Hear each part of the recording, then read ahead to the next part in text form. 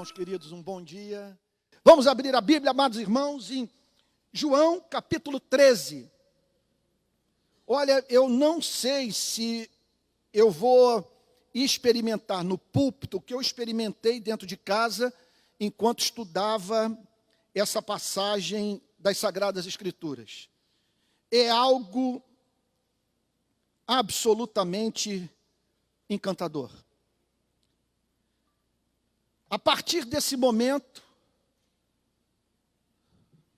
Jesus e os discípulos não têm mais entre eles a presença de alguém que boicotava de dentro o trabalho do Senhor Jesus e dos apóstolos.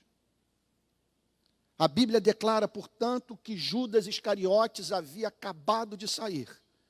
Jesus agora está na companhia dos 11 discípulos, aqueles que haviam sido escolhidos na eternidade para essa redenção, e passa a falar para eles, por pura graça, o que Judas não tinha a mínima possibilidade de entender.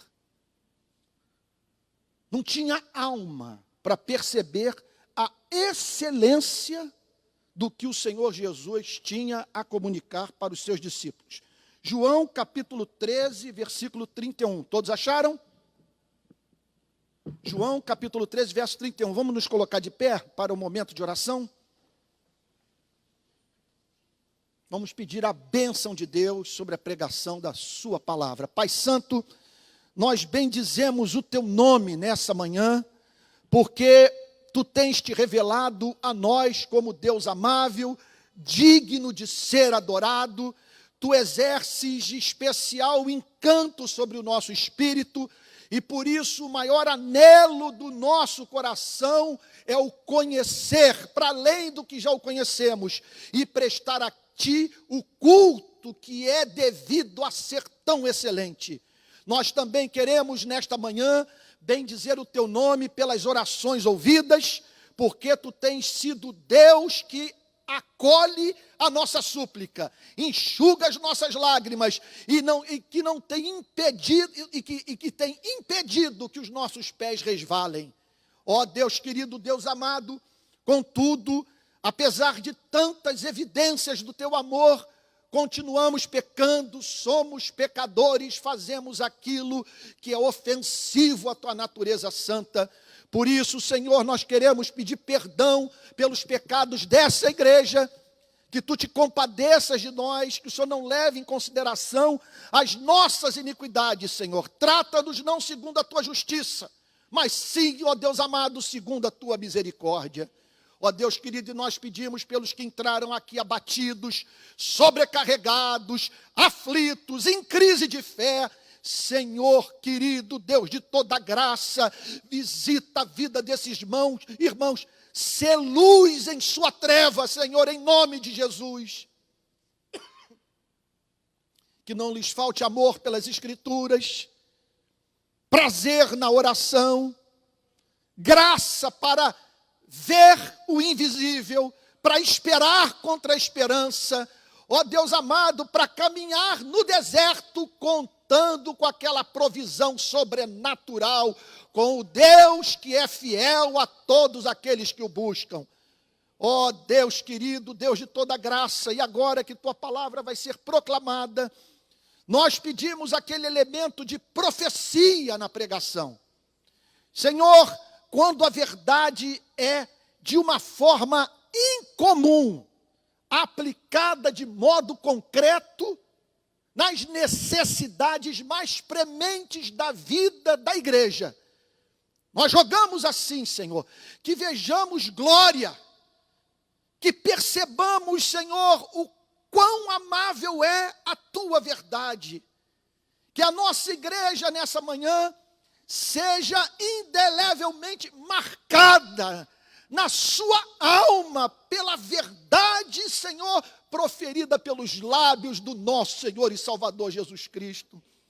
Senhor amado, como sabemos que há níveis de excelência diferentes na tua verdade, estamos certos que hoje estamos no Everest. Estamos, Senhor, naquilo que de mais especial pode ser encontrado na revelação. Por isso nós pedimos graça especial para que Deus de toda misericórdia, a tua palavra seja percebida na sua excelência e aplicada com poder em nosso coração, em nome de Jesus, Senhor. Amém. Amém. Podem ficar sentados.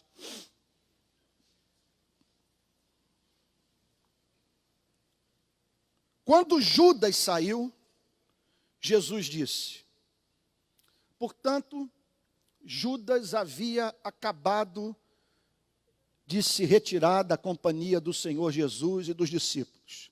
Ele deixa o cenáculo naquela noite de quinta-feira.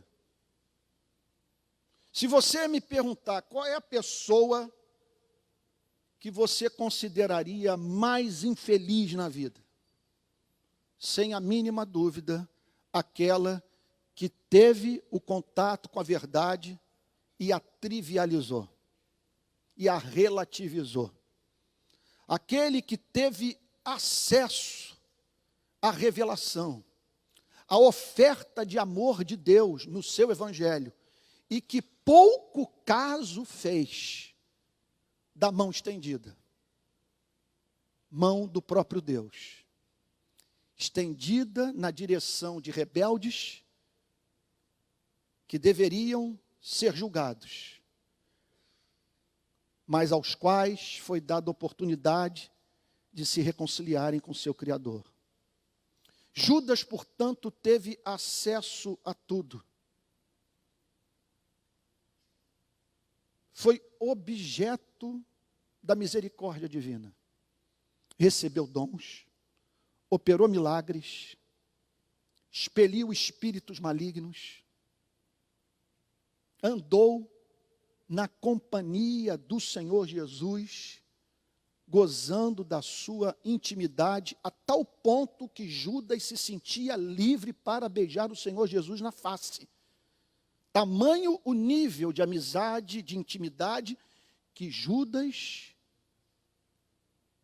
gozava do privilégio de manter esse contato afetuoso com o nosso Senhor e Salvador Jesus Cristo. E pouco caso fez de tudo que recebeu.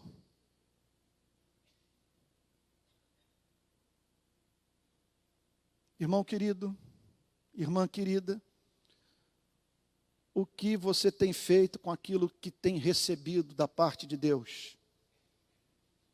Tem acesso à palavra? Tem acesso à pregação?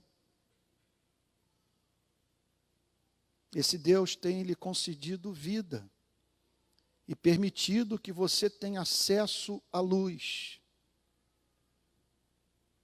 Em que isso tem feito diferença no seu casamento, na sua vida profissional, na sua relação com essa igreja? Quem é você? Quem eu sou?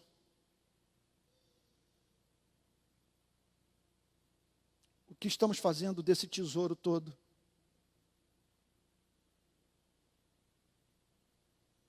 Quem mantém contato conosco, vê Jesus Cristo no nosso olhar, na nossa ação, na nossa reação. O que os que estão do lado de fora da igreja têm a dizer sobre o nosso caráter? Judas saiu naquela noite para nunca mais voltar. Enquanto o Senhor Jesus mantinha esse diálogo santo, sublime, glorioso com os seus discípulos, Judas procurava o pastor batista, procurava o pastor presbiteriano, procurava o presbítero para tramar a morte de Jesus Cristo. Judas deixa o cenáculo se dirige para Jerusalém, vai ao encontro dos membros do Sinédrio, dos sacerdotes, e lhes comunica uma estranha boa nova. É chegada a oportunidade de darmos cabo desse falso profeta. Eu estou aqui para lhes dizer que ele se encontra numa casa e que daqui a pouco, dentro de umas poucas horas, nós poderemos encontrá-lo no meio da madrugada, no jardim do Getsêmani. E o meu plano é o seguinte: eu vou emitir para vocês uma senha. Quando eu encontrar os discípulos na companhia de Jesus, aquele a quem eu beijar será justamente o que vocês devem prender e matar. Só conto com uma coisa: que vocês mantenham a palavra de pé. Eu espero que vocês me paguem as 30 moedas de prata que haviam me prometido. E vocês o terão em suas mãos para fazerem com ele o que bem entenderem.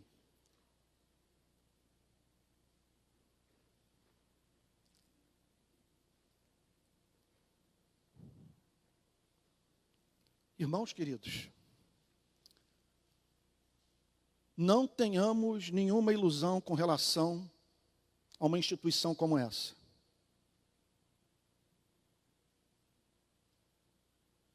Nesse lugar que você está vindo,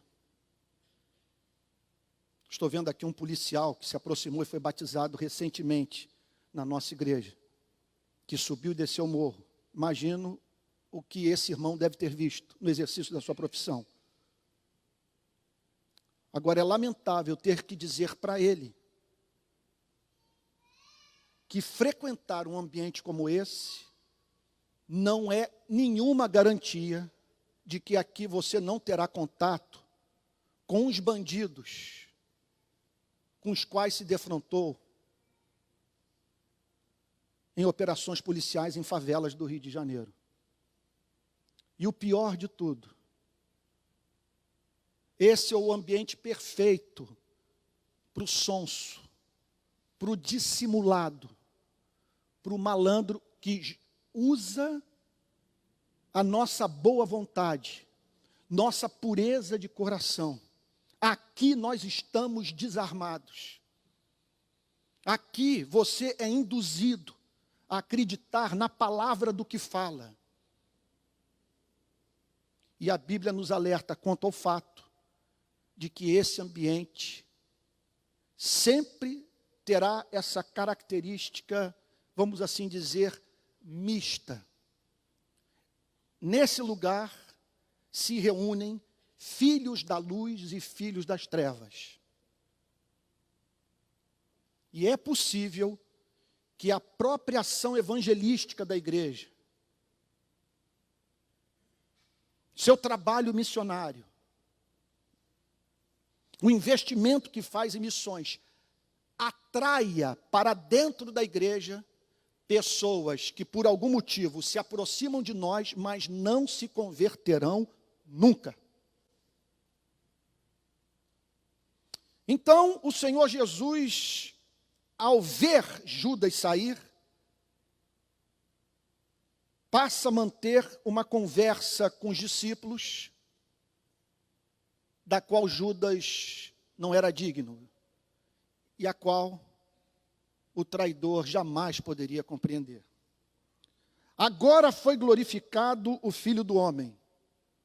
Judas sai, e no exato momento que ele bate a porta, o Senhor Jesus declara: agora foi glorificado o Filho do Homem.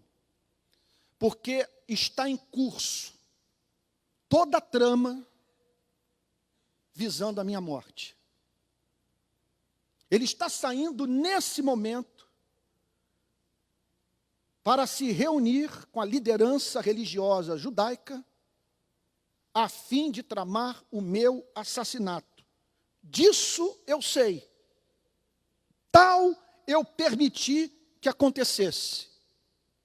E por isso, eu lhes declaro que o Filho do Homem está sendo glorificado. Porque se aproxima a minha morte. Esse plano de traição culminará na minha crucificação. E ali, o Filho do Homem será glorificado, porque manifestará a mais ardente sujeição à vontade do Pai.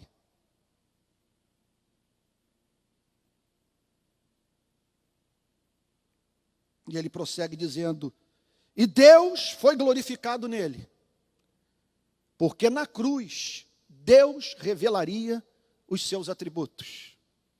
Na cruz, notem bem, gente, coisa que eu mais temo na pregação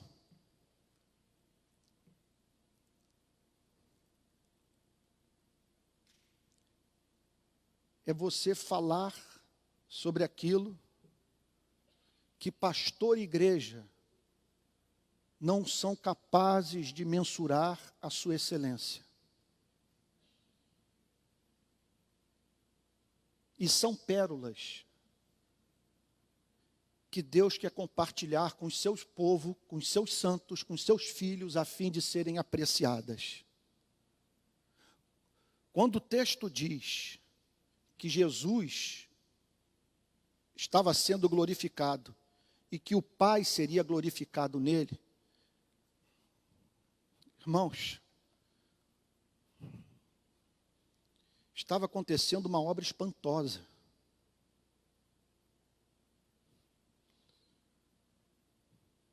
Até onde nós sabemos, o universo é composto por bilhões de galáxias. Numa dessas galáxias, há um pequeno ponto azul, de impressionante complexidade e beleza, no qual houve uma rebelião contra o rei do universo. Esse rei decreta enviar o seu filho para esse planeta. E naquele dia, naquele final de semana,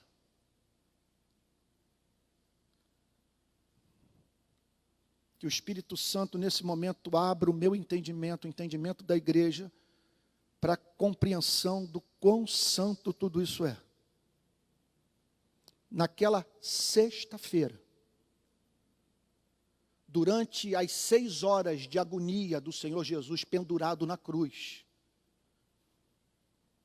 anjos, querubins, arcanjos, sei lá, seres que habitam outros planetas, as criaturas racionais que Deus formou, pelo poder da sua palavra, tomariam conhecimento do fato de que esse Deus é capaz de amar os que não são dignos do seu amor. Que esse Deus enviou o seu Filho para morrer pelos rebeldes.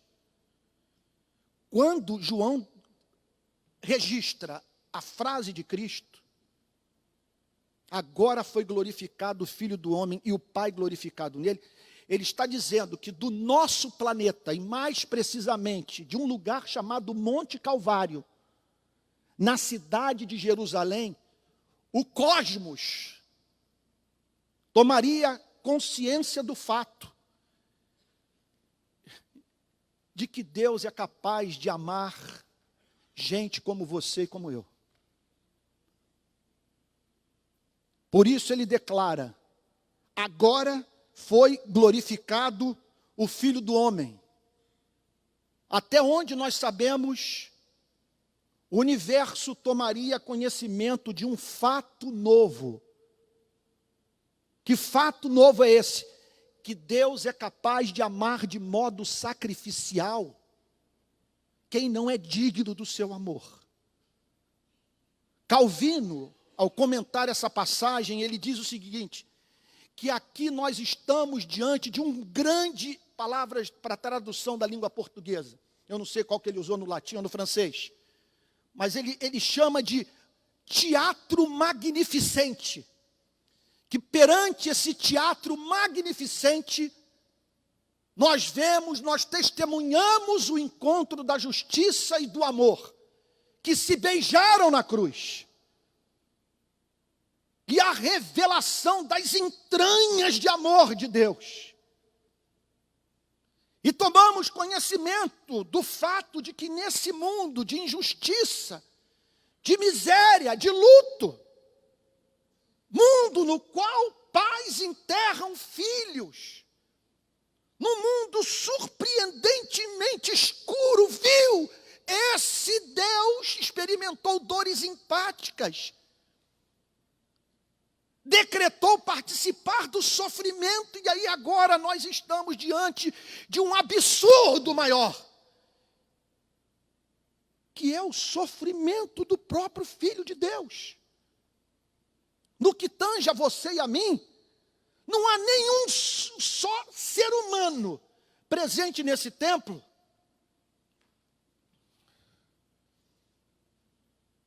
sobre o qual possamos dizer, eis o sofrimento de um inocente. Ninguém aqui é inocente.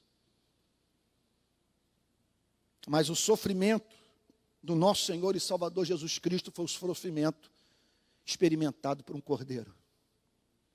Por isso que o Senhor Jesus declara, agora foi glorificado o Filho do Homem, e Deus foi glorificado nele. Se Deus foi glorificado nele, também Deus o glorificará nele mesmo, e ele o glorificará imediatamente. Por quê? Aqui nós estamos na noite de quinta-feira. Na madrugada de quinta para sexta, o Senhor Jesus seria traído no jardim do Getsêmani por Judas Iscariotes com aquele beijo.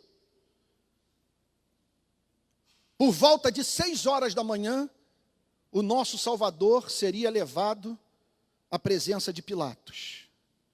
E naquele mesmo dia, haveria de parar numa cruz a fim de morrer pelo seu povo. E ocultado dos olhos dos homens, naquele final de semana, na manhã de domingo, ele romperia os grilhões da morte, porque não era possível que a morte subjugasse o próprio Filho de Deus. É o único ser humano que lutou contra esse monstro e o venceu. Daí a declaração, Pai e Filho serão glorificados imediatamente, nesse final de semana que se aproxima. Então, quem nós somos? Quem você é? Quem eu sou? Nós somos a comunidade dos que tiveram acesso a essa informação. Não há nada mais espantoso, não há nada mais lindo, não há nada mais encantador, não há nada mais comovente. O Pai permitiu que Cristo fosse moído por causa das nossas transgressões, a fim de nos oferecer um perdão justo. Deixa eu fazer uma pergunta para você, não precisa se manifestar publicamente. É o teste para você se conhecer juntamente comigo. Tudo que eu acabei de dizer é o que de mais extraordinário você testemunha ter ouvido na vida? O que vocês acham? O comove? O internece? Faz com que você chegue à conclusão que a vida tem sentido? eu diria, desabsurdifica a vida.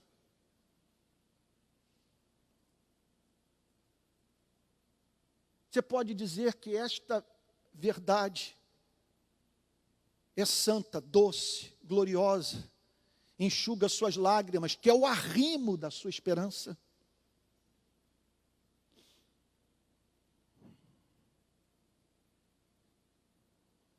Verso 33. Filhinhos,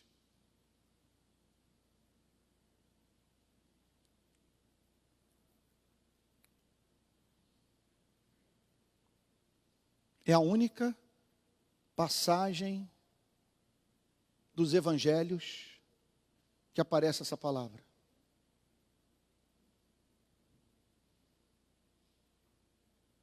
Jesus chama os seus discípulos de filhos no diminutivo. Está registrado no Evangelho de João, literalmente assim. Isso é por demais comovente. Sai Judas. Ele olha para os 11 que ficaram. E tomado de comoção,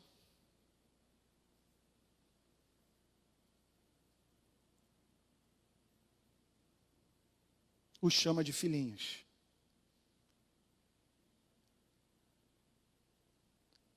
Uma das coisas mais difíceis que eu vejo na vida é chamar a minha filha Alissa pelo nome. Porque sempre que eu estou na companhia da minha filhinha Temporã, o seu olhar, o seu sorriso,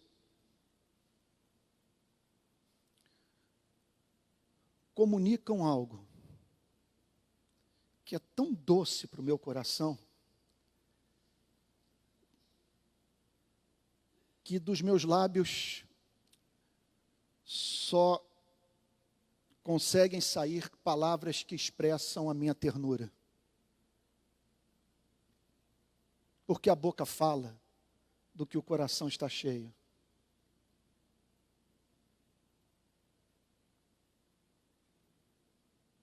Jesus olha para os 11 e diz: filhinhos.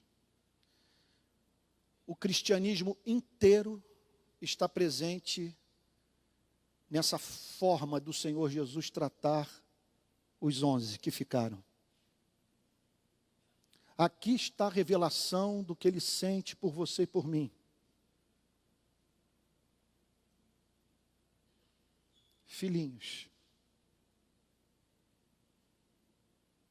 Ternura.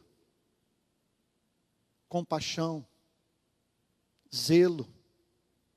Cuidado. Dessa forma que Deus o vê. Assim você deve se imaginar ser visto por Ele. Filhinhos. Aqui, portanto, o Senhor Jesus, que nos é apresentado como Filho de Deus, e nosso irmão mais velho, experimenta o sentimento de um pai. E é movido a se dirigir aos seus discípulos dessa forma doce, meiga, carinhosa, filhinhos. E por que esse tratamento tão amoroso? Porque os discípulos estavam para passar por uma grande e terrível prova. Filhinhos, ainda por um pouco estou com vocês. Ele está a lhes dizer que dentro de poucas horas, os discípulos nunca mais manteriam com Cristo a relação que até então mantinham.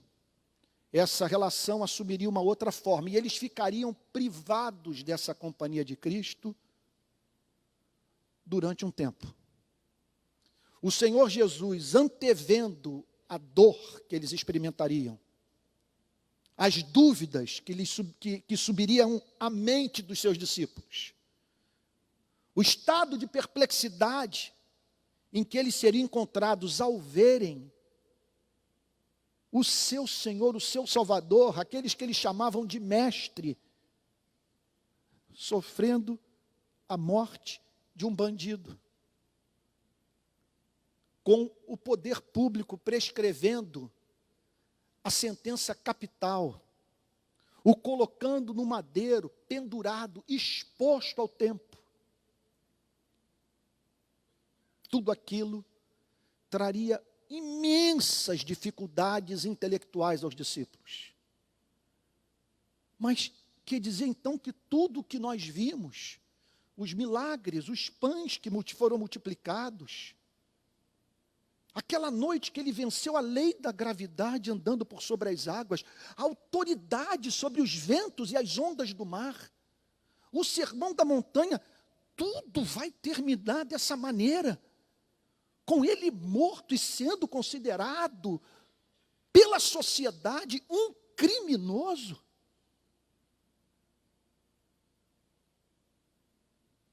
Como desfazer esse veredito? Porque o poder político e o poder religioso se uniram para dizer que ele é um bandido. Por isso o Senhor Jesus, movido pelo seu coração pastoral, lhes dirige a palavra naquela noite no cenáculo: filhinhos, ainda por um pouco estou com vocês. Vocês vão me procurar. Por que vocês vão me procurar? Porque é impossível ter contato com Jesus Cristo e não sentir saudade dele, e não desejar a sua companhia. Você tem procurado a companhia de Jesus? Quanto tempo você separa para a oração e a leitura das Sagradas Escrituras no seu dia a dia? Com que espírito você vem para um culto como esse? Você entrou por essas portas ansioso por ter um encontro com Jesus. A Bíblia diz que os discípulos, portanto, haveriam de procurar o Senhor Jesus, mas o que eu disse aos judeus, também agora digo a vocês: para onde eu vou, vocês não podem ir. Pelo menos não agora. Eu estou indo para a presença do Pai, e vocês não poderão me acompanhar, pelo menos agora, porque tenho algo a realizar nesse planeta através justamente da vida de vocês 11. Vocês vão desejar a minha companhia literal. Mais adiante ele vai deixar claro para os discípulos que não os deixaria órfãos, que haveria de enviar o Espírito Santo. Eu espero que quando nós entrarmos nas porções do Evangelho de João que falam sobre o Espírito Santo, a nossa igreja experimente o fenômeno pentecostal. Estou ansioso pela chegada dessas passagens que nós haveremos de estudar cuidadosamente nos próximos domingos. Ele enviaria o Espírito Santo para a vida dos discípulos. Só que antes desta presença bendita do Espírito de Cristo no seio da sua igreja, os discípulos enfrentariam a dor da saudade. Porque foram 3 anos de convívio com uma pessoa encantadora. Absolutamente encantadora. Você tem alguém assim na vida? Alguém que, quando você sabe de antemão que vai estar na companhia dessa pessoa,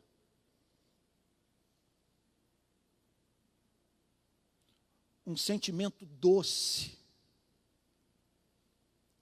é experimentado pelo seu coração? Eles experimentaram essa companhia santa, bendita. E por isso haveriam de passar por essa dor da saudade. Vocês vão me procurar, mas o que eu disse aos judeus também agora digo a vocês: para onde eu vou, vocês não podem ir. E agora, o que eu vou falar é tão sério que o meu desejo é fazer uma pausa para orar e pedir que o Espírito Santo ajude nossa igreja a entender os versos 34 e 35. São os últimos versículos sobre os quais nós meditaremos nessa manhã. Vamos nos colocar de pé?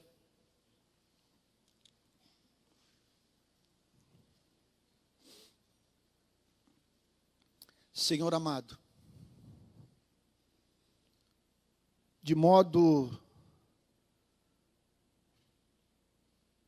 diferente do que temos feito em todos esses momentos de adoração, nós interrompemos a pregação para, de uma forma especial, pedir pela presença do Espírito Santo entre nós.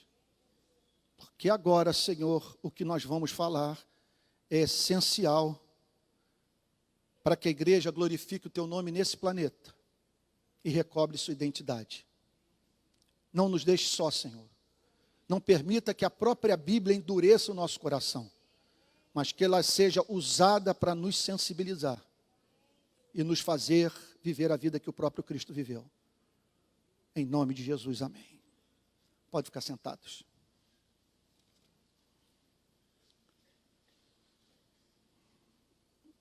Eu lhes dou um novo mandamento. Portanto, prestemos atenção num fato. O cristianismo é composto por duas partes. Primeiro, a recepção da graça, o contato com o Evangelho,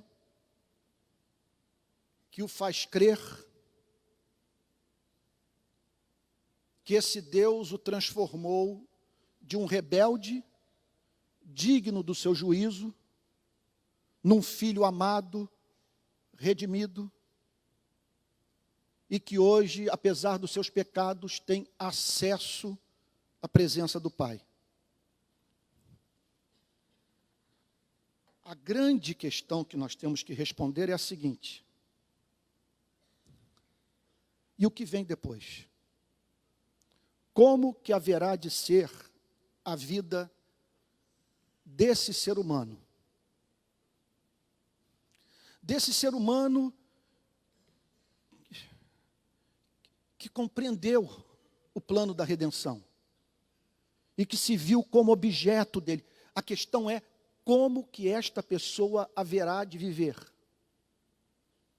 E o que eu quero lhes comunicar nessa manhã é que quando esse encontro é verdadeiro, surge nesse planeta que se encontra em rebelião contra o seu Criador, uma espécie distinta, diferente, singular de ser humano. O Evangelho condiciona a vida dessa pessoa para sempre. Ela haverá de carregar por toda a eternidade as marcas do encontro com Cristo. Portanto, o recebimento do Evangelho forma um homem evangélico. E o que caracteriza a vida desse ser humano? Eu lhes dou um novo mandamento. Portanto, há no Evangelho um elemento de obediência. O Evangelho nos chama, em primeiro lugar, para crer. Contudo, a fé sem obras é morta. Por isso, nós nos deparamos nessa passagem com essa declaração de Cristo. Eu chamo para serem justificados pela graça mediante a fé. Eu os convido para se apropriarem da redenção. Eu lhes concedo o status de filhos e filhas.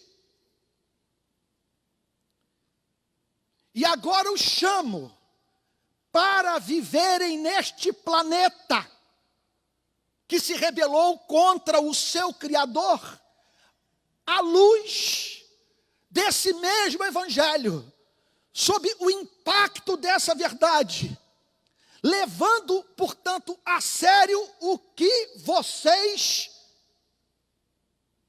declaram crer.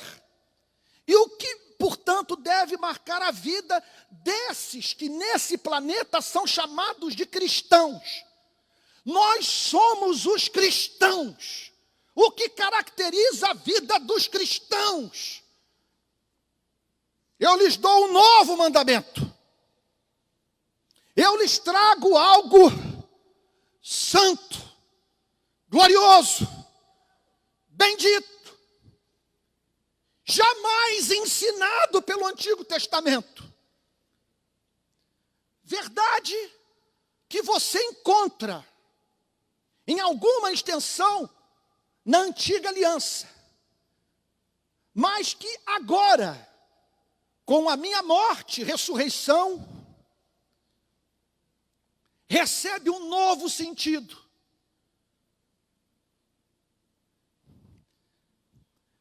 O antigo princípio do amor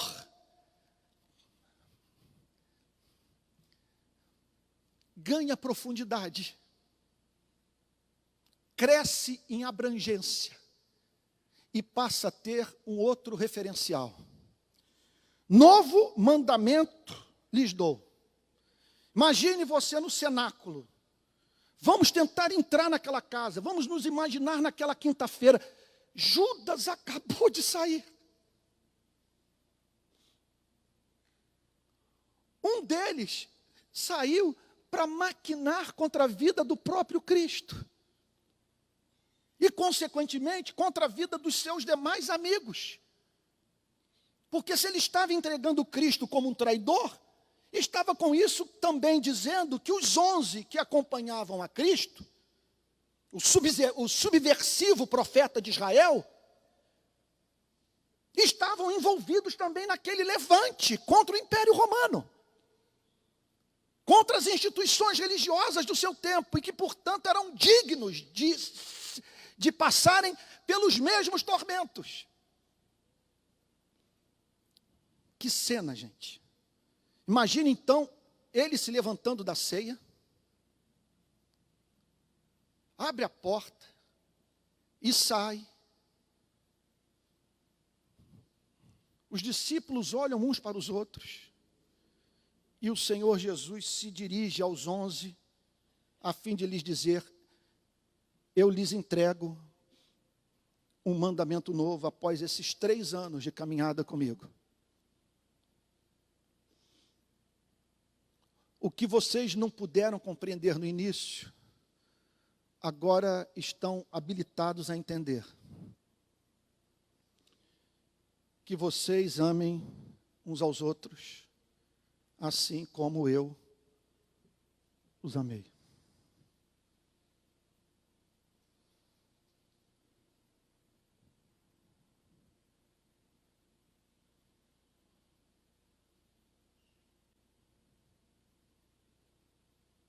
Novo mandamento lhes dou: que vocês amem uns aos outros, assim como eu lhes amei.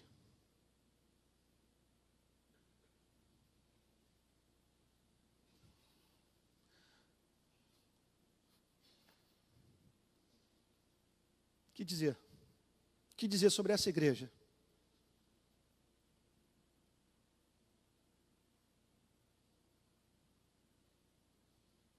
O que dizer sobre o nosso comportamento nessas eleições?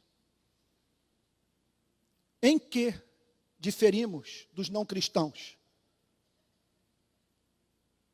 O país está fraturado e a igreja também. Em que estamos recomendando a nossa fé para o Brasil?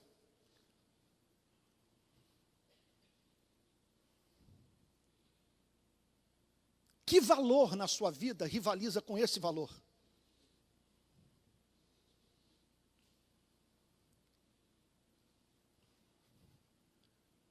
Presbíteros da igreja, sem isso aqui, nós estamos gastando a melhor parte da nossa vida numa instituição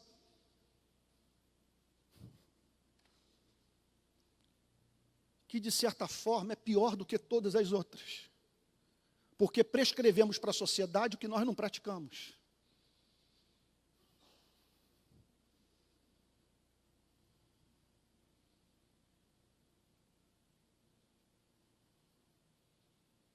O Brasil está dividido e o mundo olha para a igreja a fim de saber em que essa igreja difere do Brasil não cristão.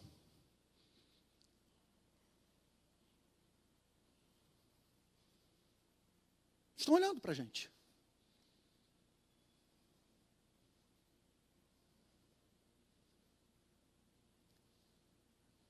Você não tem uma causa mais importante na vida do que essa.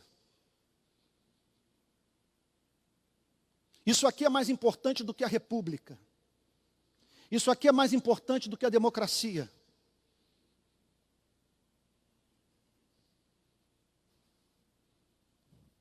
É a presença de um amor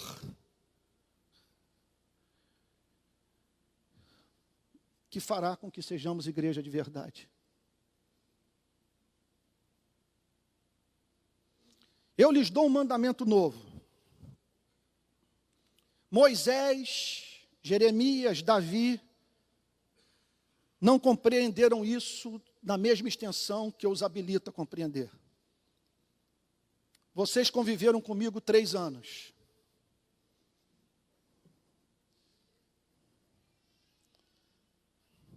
Eu os chamei, eu os separei, e não porque vocês fossem os mais ricos, os mais inteligentes, os mais poderosos. Eu não fui para Roma para selecionar centuriões, nem fui para Atenas para separar filósofos.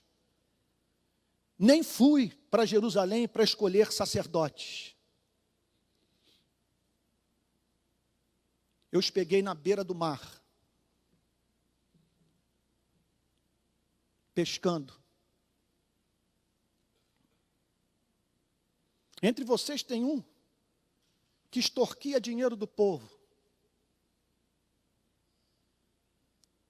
Publicano Mateus, cobrador de impostos. E eu escolhi porque eu os amei. E durante esses 3 anos, tudo o que eu fiz foi aproximá-los do Pai. Lhes comuniquei a verdade.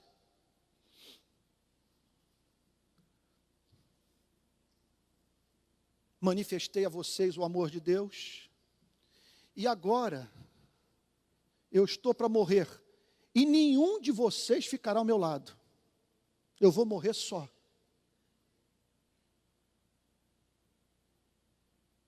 Mas vocês continuam sendo os meus filhinhos.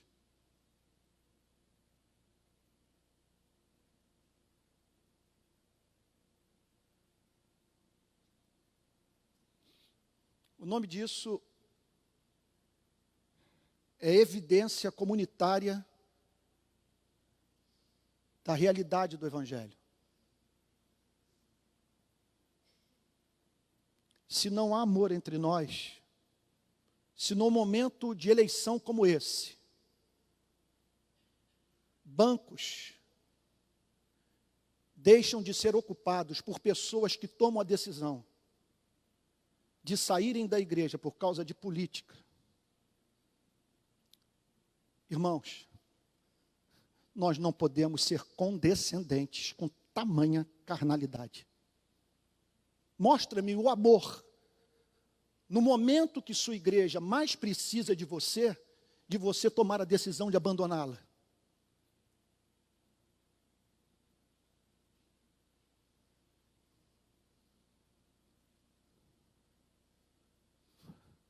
Quem vai acreditar, sabendo o que acontece no nosso meio,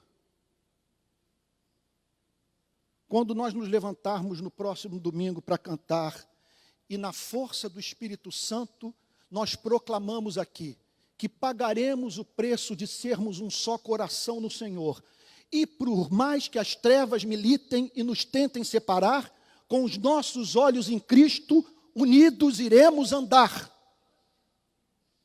A pergunta que nós precisamos responder é a seguinte: dá para cantar essa canção hoje nas igrejas do nosso país?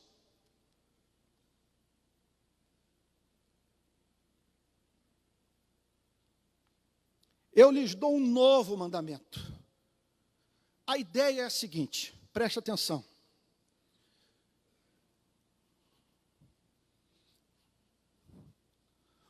O planeta entrou em rebelião, me perdoe repetir isso.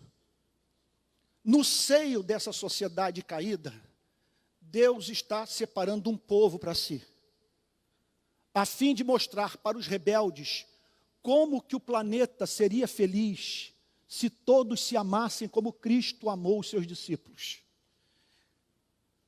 Se nós falharmos nesse ponto, de nada serve nós sermos presbiterianos, nós sermos calvinistas, nós organizarmos grupos pequenos e ampliarmos as oportunidades litúrgicas da igreja, nós estaremos fracassando no essencial.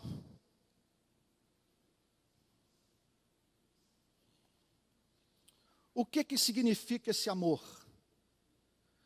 Vamos no mais básico. Primeiro, você não ser pesado para ninguém. A vida é pedreira. Por favor, não se encoste em ninguém. Busque ajuda se você precisar. Mas não torne a vida dos seus irmãos na fé mais difícil do que é, recusando-se a viver responsavelmente. É amor você não ser um peso para ninguém. É amor você não atentar contra a vida de ninguém.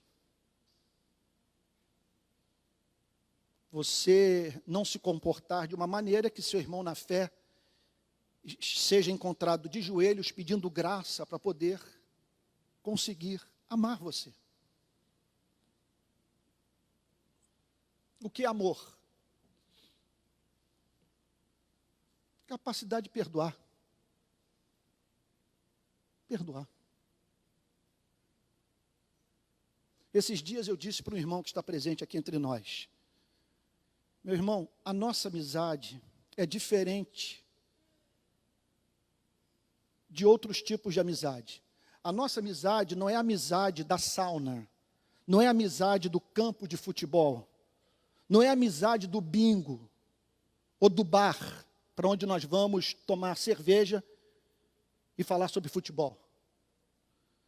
A nossa amizade é a amizade do trabalho, da luta. Você e eu estamos unidos enfrentando o inferno.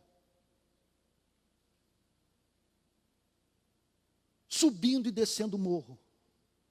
É natural que nossa amizade seja severamente provada, porque estamos lidando com o inferno, estamos trabalhando juntos e a possibilidade de cometermos erro nessa relação é concreta. E sem esse elemento de perdão, de misericórdia, de boa vontade, não há igreja, não há parceria que se sustente. E se há o menor desacordo, nós tomamos a decisão de ir embora da igreja, nós estamos emitindo uma nota para o mundo, que nem o evangelho consegue reconciliar os homens uns com os outros.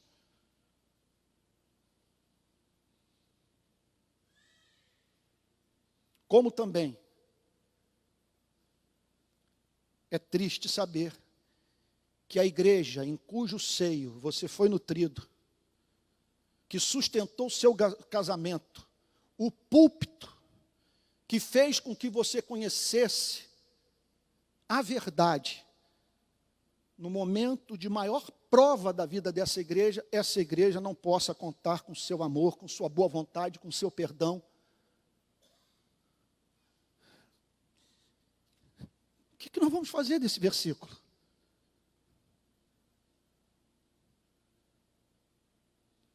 Como usar internet para falarmos em público o que deve ser falado no ouvido, intimamente, a fim de não expor a vida dos irmãos. Então, o Senhor Jesus deixou o principal para falar na última noite. É o último encontro com ele, e ele então, de forma solene, declara: eu lhes dou um novo mandamento, que vocês amem uns aos outros, assim como eu os amei, que também vocês amem uns aos outros. peguem o que vocês viram na minha relação com vocês e aplique na relação que mantém uns com os outros. Eu estou partindo. Essa causa está nas mãos de vocês. E para que ela seja bem-sucedida, é necessário que vocês se respeitem. É necessário que o mundo veja a minha igreja como uma sociedade alternativa. Mostrem para o mundo o que significa viver sobre o meu reino. Revele ao mundo a beleza do meu evangelho. Agora, olha como que ele termina, e aqui eu concluo. Nisto, todos conhecerão que vocês são meus discípulos. Como que o mundo vai saber que nós tivemos contato com Jesus? Como que o mundo vai saber que nós somos habitação do Espírito? E que nós não apenas pregamos o Evangelho, nós cremos no Evangelho. Que o Evangelho não está apenas na nossa mente, está no nosso coração.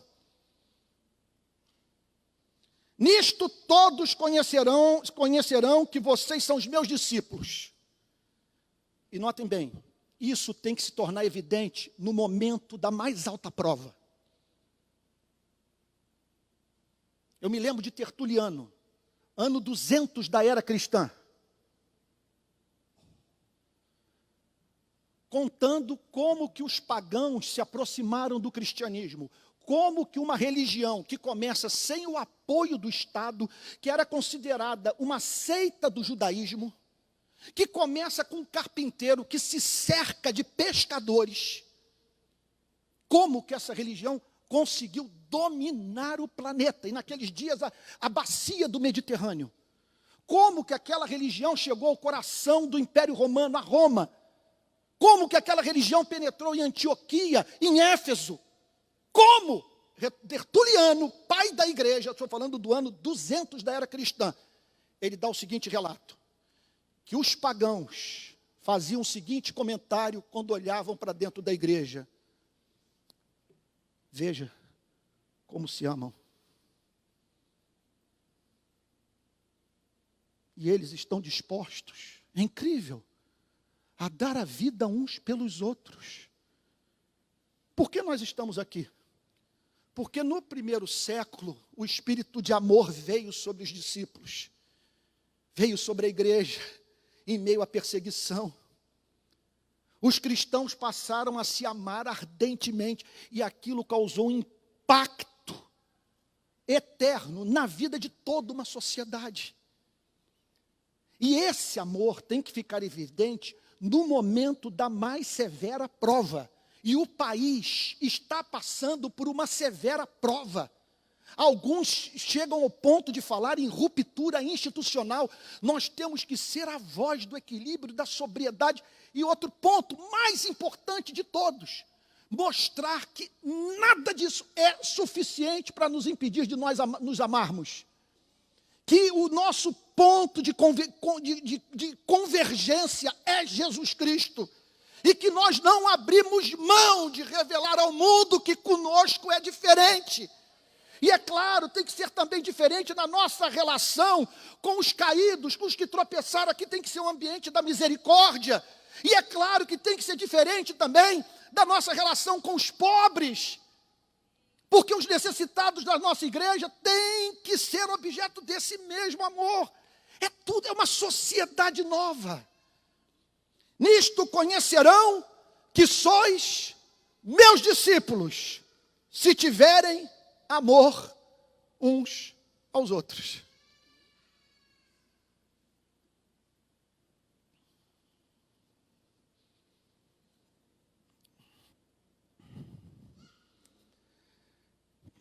Meu Pai,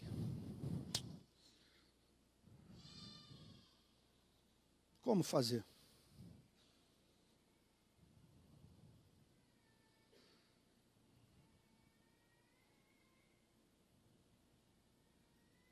É a glória do Evangelho. É a causa das causas que está em jogo.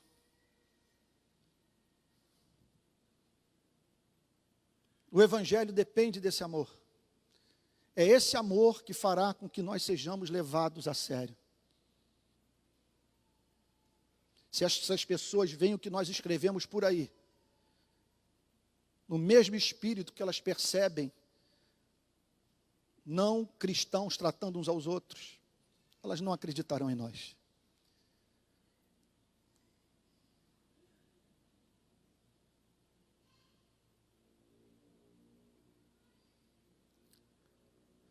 Como deveríamos funcionar? Aqui eu concluo.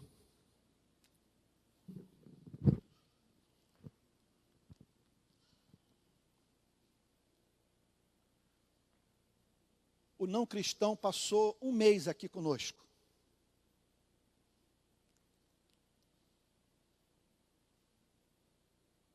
E foi levado a dizer: é para esse lugar que eu quero trazer minha família.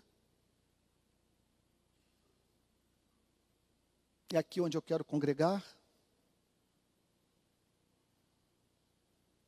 Porque estou encontrando no meio dessa gente aquilo com que jamais me deparei em toda a minha existência. Como eles se amam. Como são amigos uns dos outros. É impressionante, eu pude observar no período que passei entre eles, que os problemas que o país enfrentou simplesmente não foram vivenciados por eles. Porque no tempo de convívio eu vi muitas diferenças entre eles. Mas impressionante é o fato de que, apesar dessas diferenças, eles se respeitavam. Eles se amavam, eles se perdoavam. Eles sentavam à mesa para um tentar entender o ponto de vista do outro.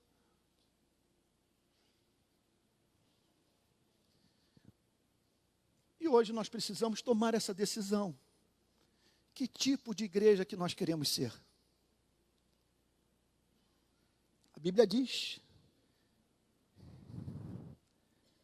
que somente esse selo fará com que o mundo reconheça que nós estivemos na companhia de Jesus. O modo como tratamos o irmão na fé. Que Deus derrame esse amor sobre a nossa querida igreja e que nesses próximos dias experimentemos profunda reconciliação, amor, perdão, vitória da graça, da concórdia, de maneira que o mundo olhe para a igreja como uma cidade edificada sobre um monte e seja levado a dar glória ao Pai que está nos céus por força desse amor que nos une e que revela Jesus Cristo. Vamos ficar de pé, vamos orar.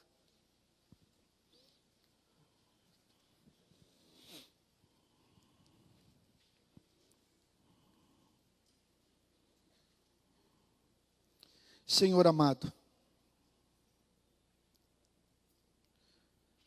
nós podemos planejar, organizar os grupos pequenos, redigir a liturgia, colocando-a no papel. Nós podemos organizar os nossos congressos, nós podemos comprar terrenos, construir templos.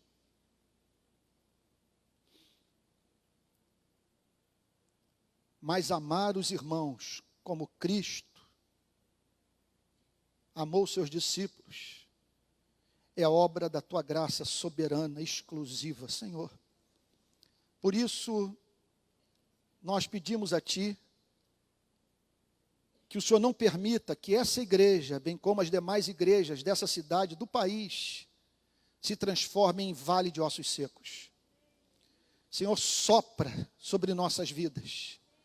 Transforma estátuas de mármore em homens e mulheres de carne e osso. Dá-nos alma, Senhor. Que haja algo entre nós que nos faça desejar estar na igreja. Senhor, pelo simples fato de nela nos sentirmos na companhia dos irmãos. que sejamos uma igreja de amigos, Senhor. Igreja pronta para vencer toda e qualquer diferença em nome do amor. Porque, Senhor, não há nada mais importante do que emitirmos essa nota para o mundo em rebelião, que por estarmos sob o senhorio de Cristo, a nossa vida é diferente. Faz assim, Senhor, em nome de Jesus, e que a graça do Senhor Jesus, o amor de Deus o Pai e a comunhão do Espírito Santo sejam com cada um de vós, desde agora e para todos sempre. Amém.